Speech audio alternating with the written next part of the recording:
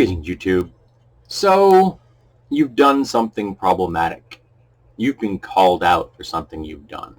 This is particularly going to be common if you're, say, a white, cis, straight man in America. Because there has never been a category of human in the entire history of our species more privileged and ignorant of the world around them. Now, I don't know about the lived experience of what it's like to be a woman, or to be black, or brown, Hispanic, Latinx. I don't know what it's like to be Asian. I don't know what it's like to be a gay person, or a trans person, or a bi person, or a pan. I don't know anything what that lived experience is about. But I do know what the lived experience of being a straight, white, cis man and all the problematic things that you can do, because I have done most of them. Maybe all of them. So I'm here to tell you that there's a path forward. You don't have to stick where you are right now. And it's a 3-step process, though it is multi-layered. So say you've done something or said something problematic. The first thing you can do is give a heartfelt, sincere, and genuine apology. Not a non-apology. Not I'm so sorry that you're upset, or I'm so sorry that you're offended. No. An actual, sincere act of contrition. Okay? The second thing you can do is change your behavior.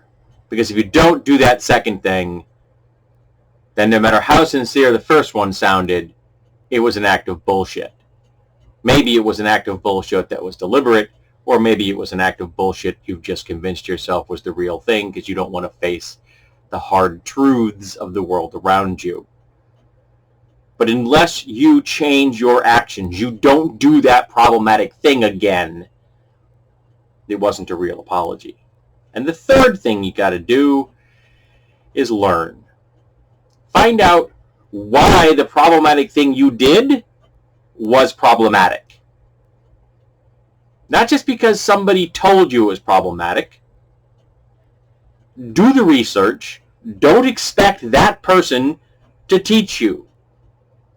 That's not their job. They can point it out, particularly if you have offended them, but it's no one anybody else's job to do your understanding for you. You have to do that. And it's a feedback loop. Even if you get yourself to the point where you're no longer doing that problematic thing, there are still other problematic things that you can do. The universe is an intersectional organism. So you could find yourself in a position where you never will ever do or say a racist thing again. You've gone after capitalism, you've gone after white supremacy, you are an ally to the Black Lives Matter organization. You thoroughly and completely believe that.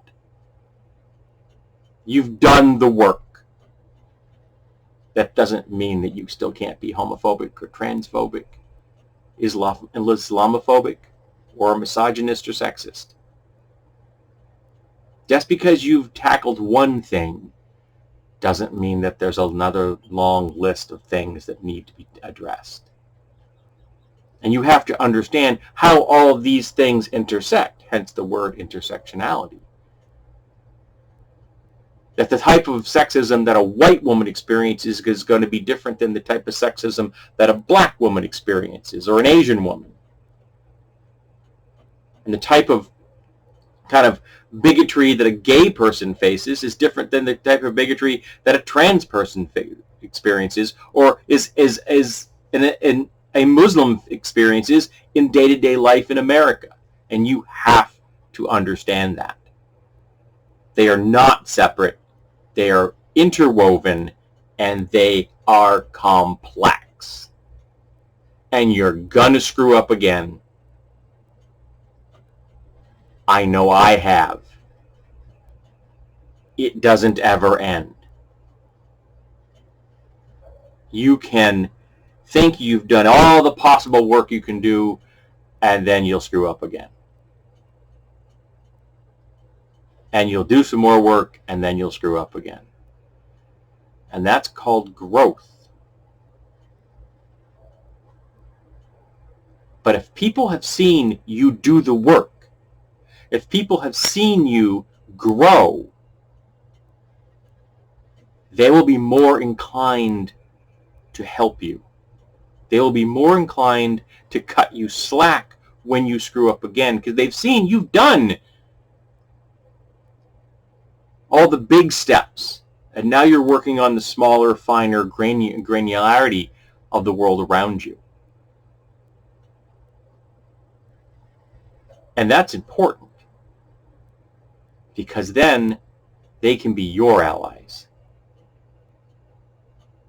But don't expect them to be your allies from the get-go. Don't expect to be like just a cold sell and say, please help me. That's not their job. It's not the job of black Americans to teach you about the history of black people or the racism they've experienced.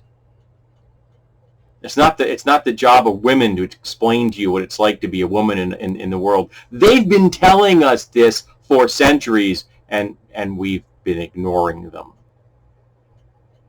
Because as a white dude, you just don't experience the world that way.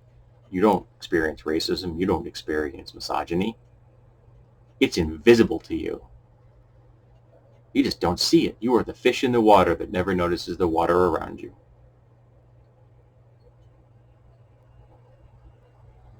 And that's the problem. Now, there are going to be people who are going to be all upset because as a straight, white, cis person, man in particular, how dare they come at you simply for being who you are? Well, welcome to the world of minority groups and women in America. It sucks when somebody comes after you for who you are, who your very life is on a daily basis. Really sucks, doesn't it? Thing is, until now, you've been playing on easy mode. You were born on third base. And just now, you're maybe starting to get the idea that it wasn't fair that you were born on third base. That it wasn't fair that you've gotten easy mode and all these other people didn't. And if you're middle class in America, you're standing on a mountain of corpses of all the black and brown and Asian people and the Native American people that died to make sure that you are a white middle class person. All the people that didn't get any breaks because your ancestors got them all. They didn't get the job interviews. They didn't get the loans. They didn't get the car or the mortgage or anything. They didn't get the business license. But your ancestors did. And that's why you are where you are, and sadly where they are where they are. Your generational wealth was stolen from other people. And while you may not personally have done anything about that directly, you have still benefited from it. And you should still be working towards dismantling the system that created that structure.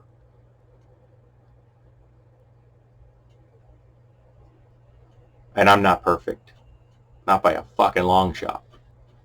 I've screwed up before and I'll screw up again. And in 10 years, this video is going to look dated.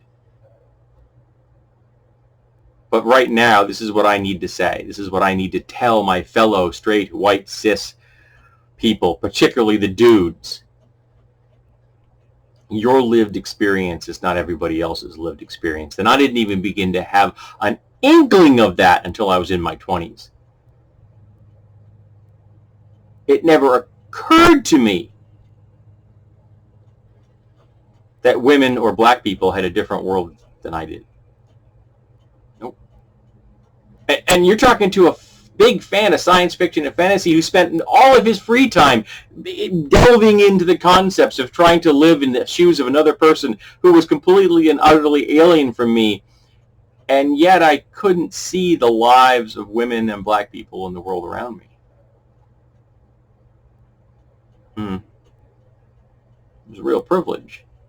I didn't have to think about that. That I was this main character in the story in the world around me all the time.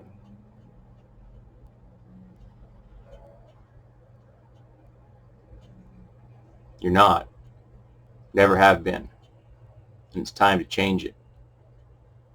So maybe you got this by happenstance. Maybe you got here because somebody sent you a link to it. If I felt a little cool, and if you're a bigot, go away. I don't want you here. And if you're an angry, straight, white, cis dude, because you think I'm saying things you don't want to hear, you're the one this video is aimed at.